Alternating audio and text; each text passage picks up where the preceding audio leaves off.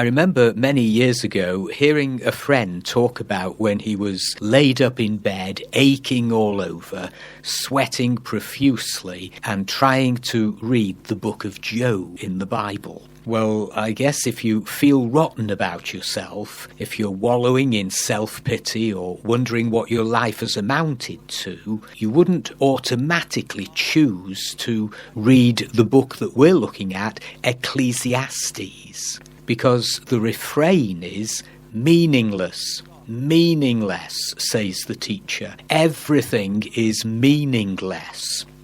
The book was written by Solomon. Solomon had a special name, Jedidiah, which means beloved of the Lord. And he wrote 3 books in the Bible. When he was a young man and in love, he wrote the Song of Songs. When he was older and had a family of his own and was giving advice, my son, take heed, he wrote Proverbs. And now, as an older man, he is writing Ecclesiastes. The great Bible teacher David Jeremiah says this: in the evening of his life, a regretful retrospective. In the disillusioned autumn of his years, Solomon revisited the wreckage of a wasted life. Someone has said, it's what we learn after we know it all that really counts. If Ecclesiastes were a movie, the posters might read, Solomon is back, and this time it's personal. It is a very personal book with an earthbound view of things.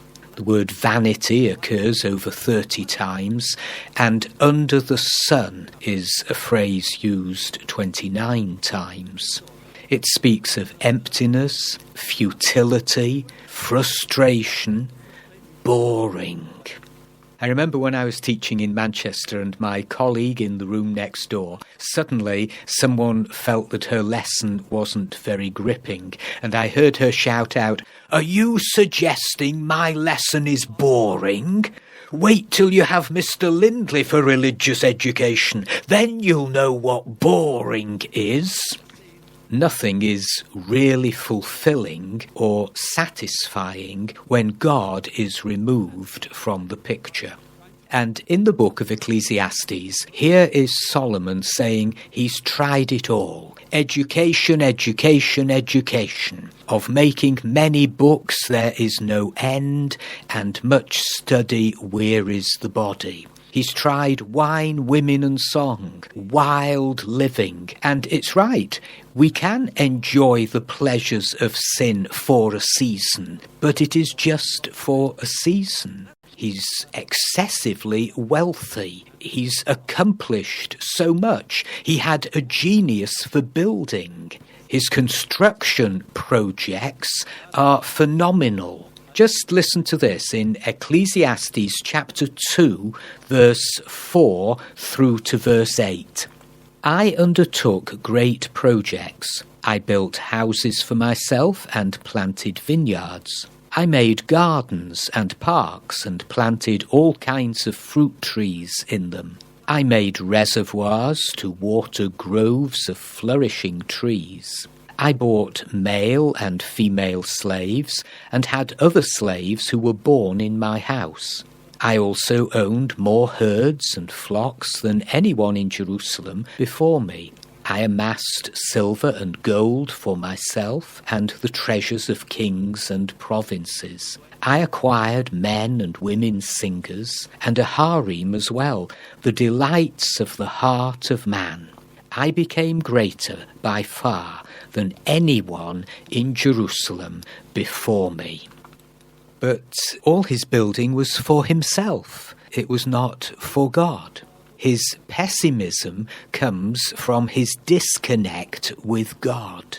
There was a little girl and she was asked to define a couple of words. And she said, an optimist takes care of your eyes and a pessimist takes care of your feet. Well, here's a man who's really pessimistic because he is disconnected from God. If only he could turn back the clock. If only it was as it was at the beginning. This is 2 Chronicles chapter 1 and verse 7. That night God appeared to Solomon and said to him, "Ask for whatever you want me to give you." Solomon answered God, "You have shown great kindness to David my father, and have made me king in this place. Now, Lord God, let your promise to my father David be confirmed. For you have made me king over a people who are as numerous as the dust of the earth. Give me wisdom and knowledge, that I may lead this people. For who is able to govern this great people of yours?" God said to Solomon, "Since this is your heart's desire, and you have not asked for wealth, riches, or honor, nor for the death of your enemies, and since you have not asked for a long life, but for wisdom and knowledge to govern my people over whom I have made you king, therefore wisdom and knowledge will be given you, and I will also give you wealth, riches and honor, such as no king who was before you ever had, and none after you will have." Then Solomon went to Jerusalem from the high place at Gibeon, from before the temple of meeting, and he reigned over Israel.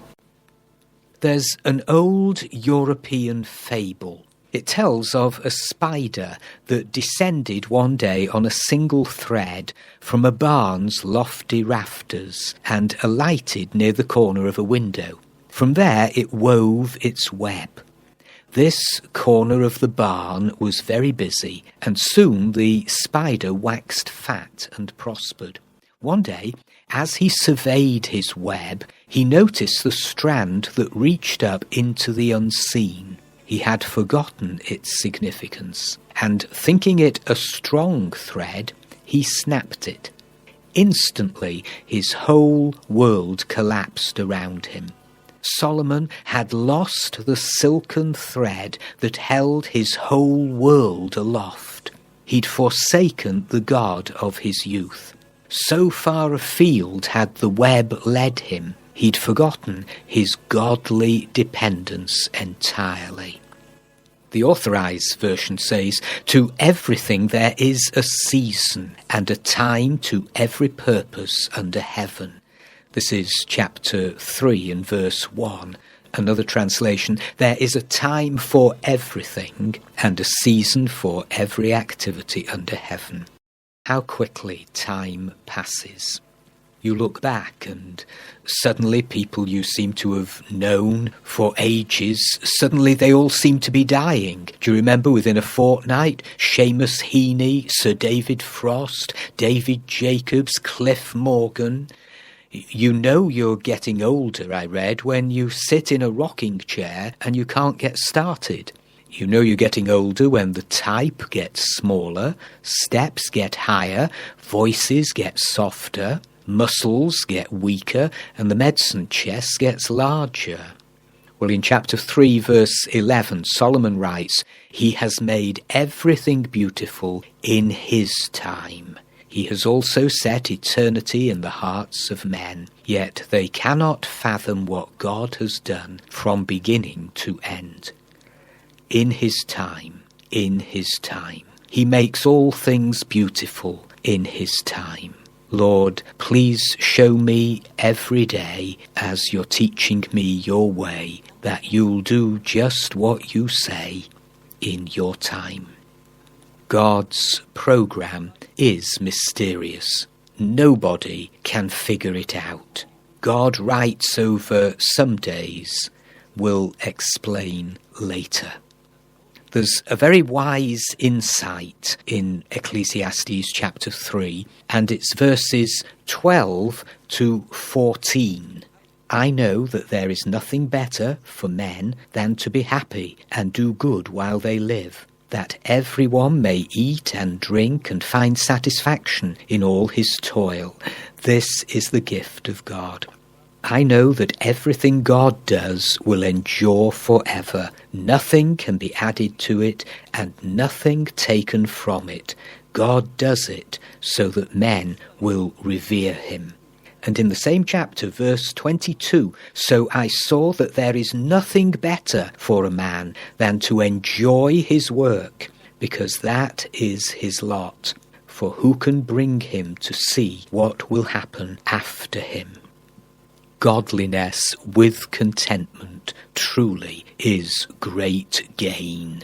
And this book that we're beginning to look at tells us of life under the sun. And if you stick with that, the sums of life will never add up, because you're leaving God, the author and giver of life, out of the picture.